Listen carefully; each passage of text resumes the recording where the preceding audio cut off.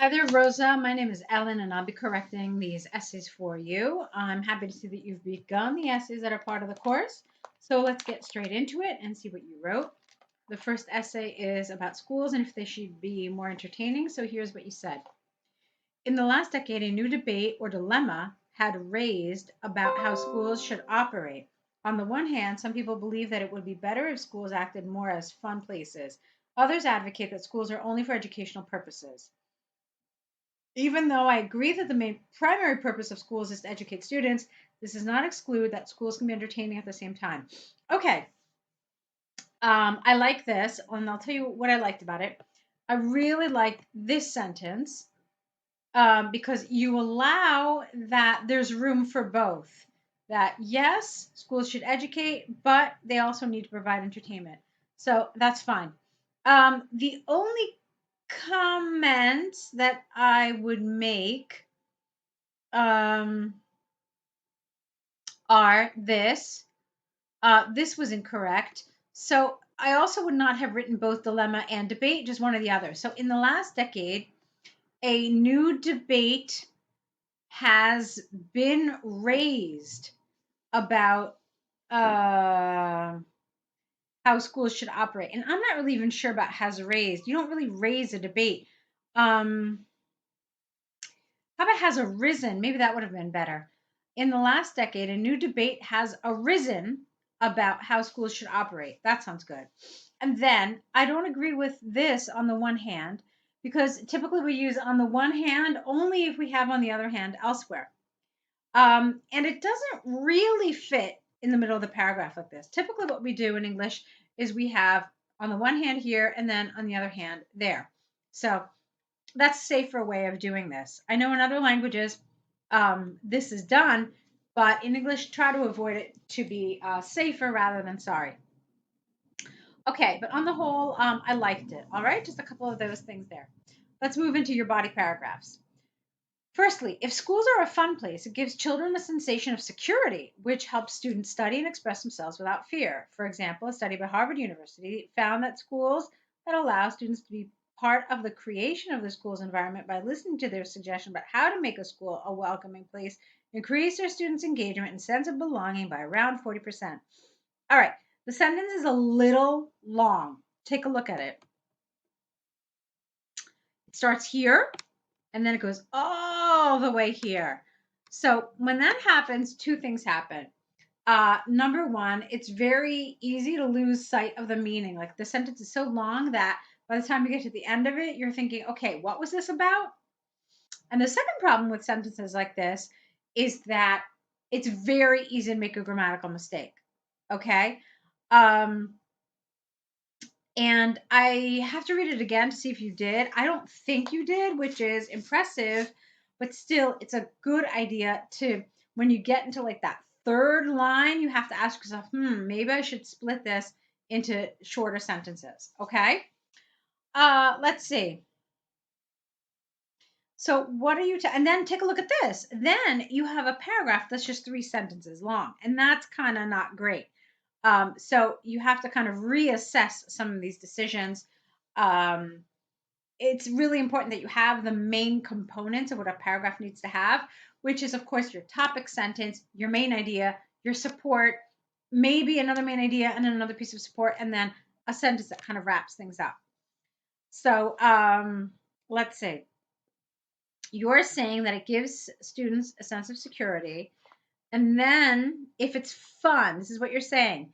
And then your example says that if they listen to their suggestions, students' engagement and sense of belonging increase.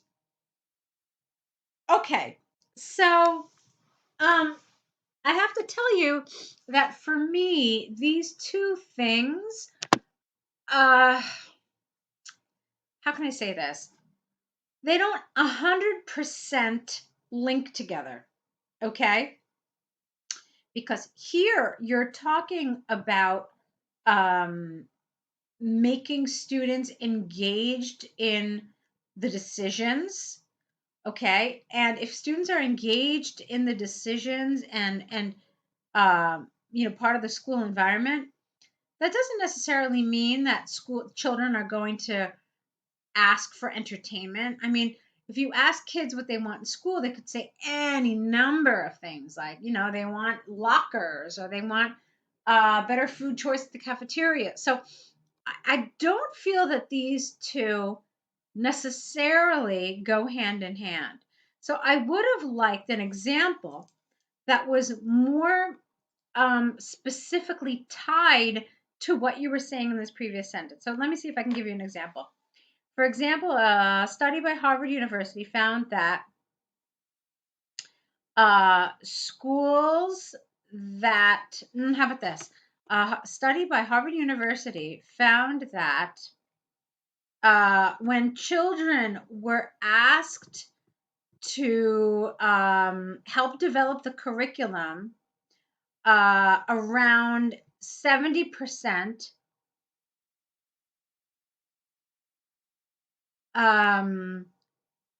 stated wanting stated that they wanted more entertainment. Schools that adopted these suggestions found that students scored 80% better on tests. Okay, so you're linking this idea of entertainment and what you're trying to say here, but it's just more tightly linked together. I hope that's making sense, because I feel like I'm repeating myself. I hope I'm not. I hope what I'm saying is making some sense. Okay, let's continue. Undeniably, school's primary purpose. Now, here I feel like you need a better linker here, like something like a that being said, or a despite the positives, something like this. Okay, something that shows contrast. So undeniably, school's primary purpose is to educate the new generations. It is primarily because this is primarily because for many children, school is the only place they are exposed to educational activities and resources, mainly because their parents do not believe it is crucial to invest in education resources or extracurricular activities. All right, that was kind of long, but it was okay. Take a look again. Do you see it? It starts here and it goes there. Kind of long, but it's okay. Moreover, school is paramount to the daily lives of many children because they spend at least 6 hours there, and it is a place where they learn to read and learn to socialize and acquire lifelong learning skills. Okay, what you're not telling me here, Rosa, is why entertainment can't be part of this. So, can't you have lessons where you are entertained? Can't you, I don't know, learn the periodic table of elements through song, or just any sort of kind of role play to understand history? I mean, these are some of the things. So, you didn't really tell me why this precludes entertainment. Okay, and that's what I wanted. I wanted you to talk to me more about how, if you want kids to succeed and you want kids to learn all the things they have to learn, there's really no room for this idea of entertainment. Okay, that's what I wanted to see a little more of here. Okay, so to conclude, I believe that these are radical positions individually, and any extreme is not good. Therefore, an equilibrium in the school's environment is a desirable option. Okay. Um, okay. So look, Rosa, for your first attempt, it's pretty good. There are some things that I want you to work on, obviously. I've stated what they are.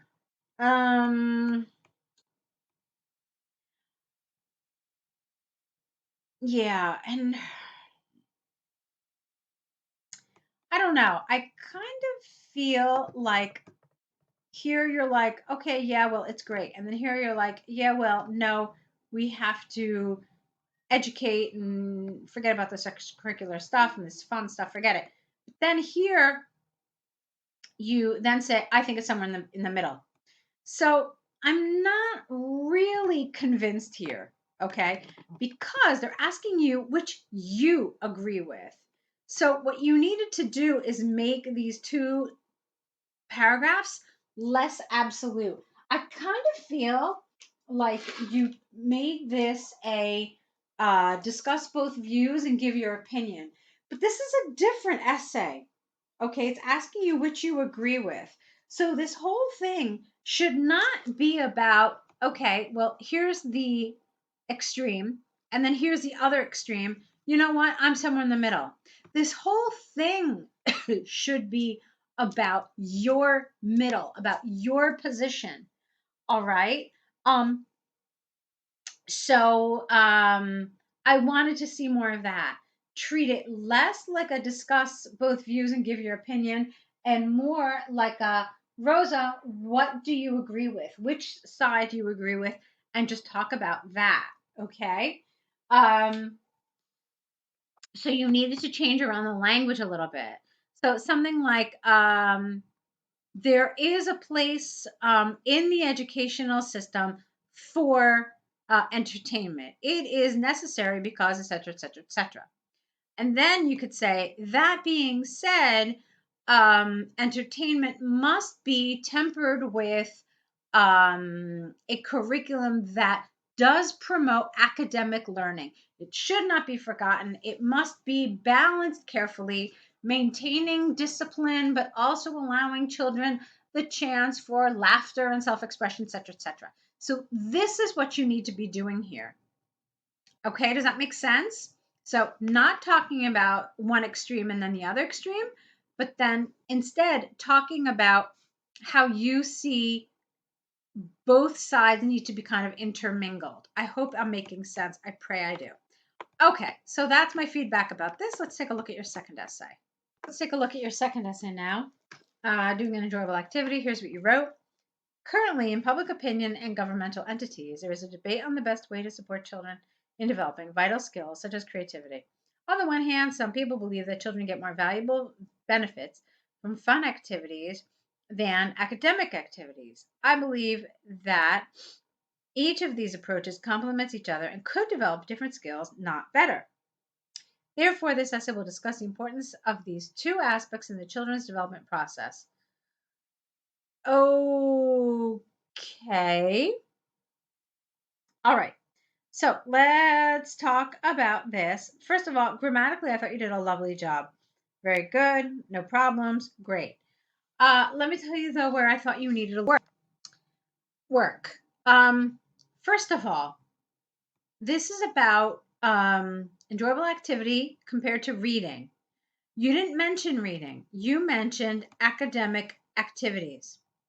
So, academic activities could be a huge number of things. So, I don't believe that you rephrased the topic as clearly as you could have or you should have. So, that's the first problem. In other words, if I didn't have this in front of me, the topic, I wouldn't know that this was about reading. While it should be absolutely clear in your introduction what the topic's about. In other words, I should be able to more or less figure out the topic and the question that was asked of you by how you write your introduction. Okay, so that's the first thing. The second thing is, again, this on the one hand, it didn't fit in the other essay. It doesn't fit here either. So I want you to stop using it.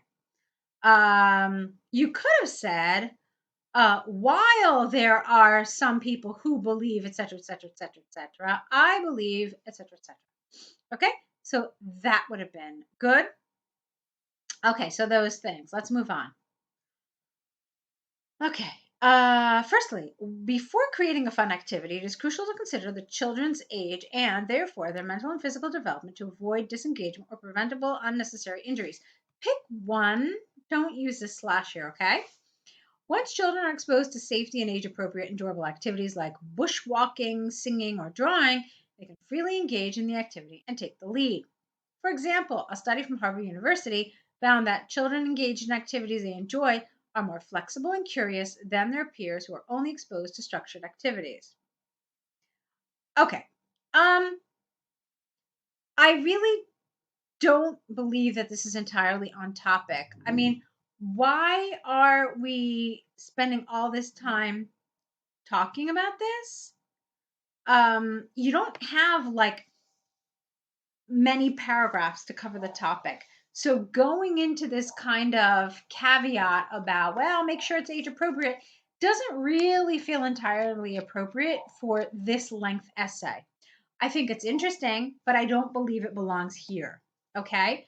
So, what you need to be talking about is fun activities that help develop skills and creativity. Okay.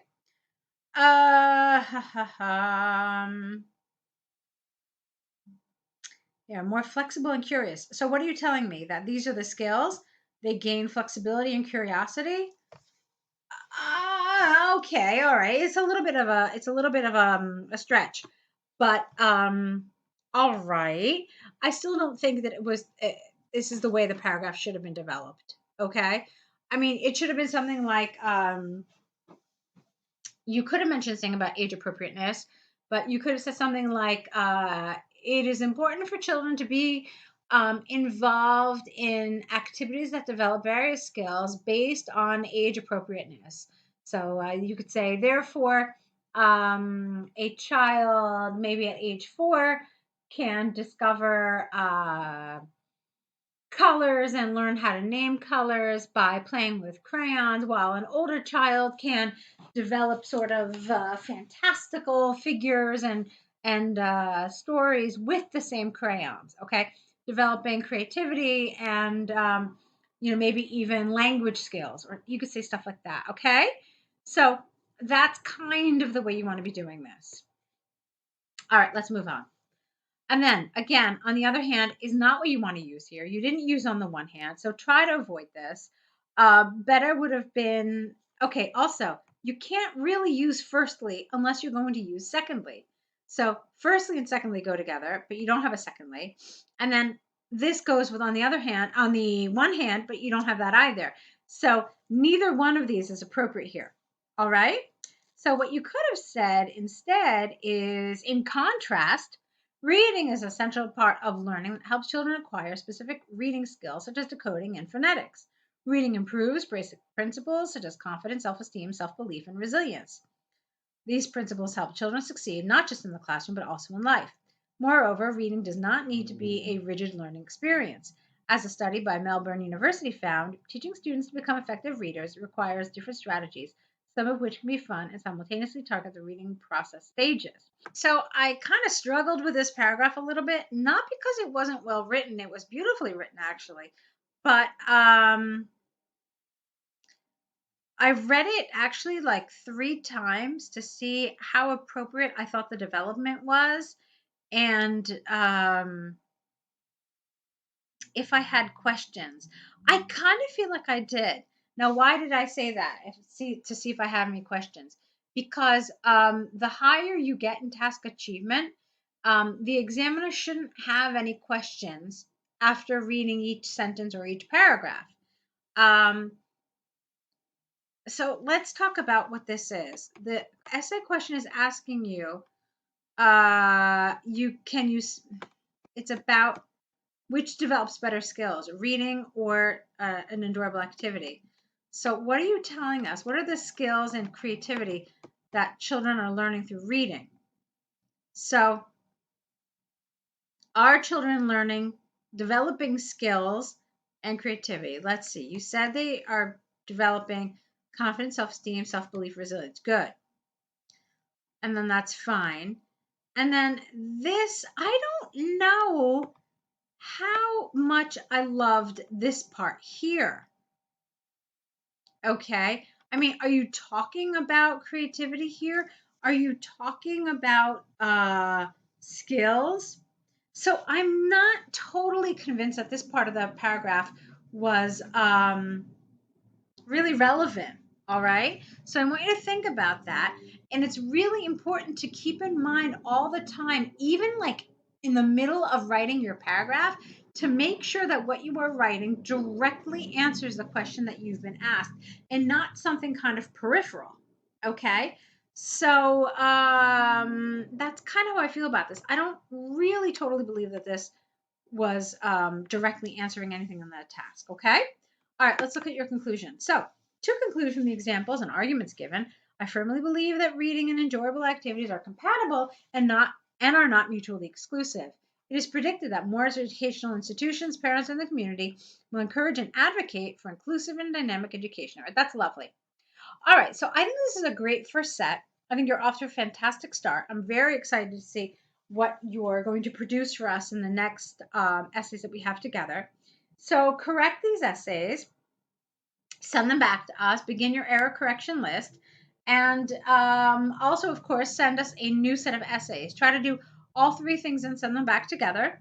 And let's meet up here with your next set of essays, okay? So thanks for sending this in. Good luck.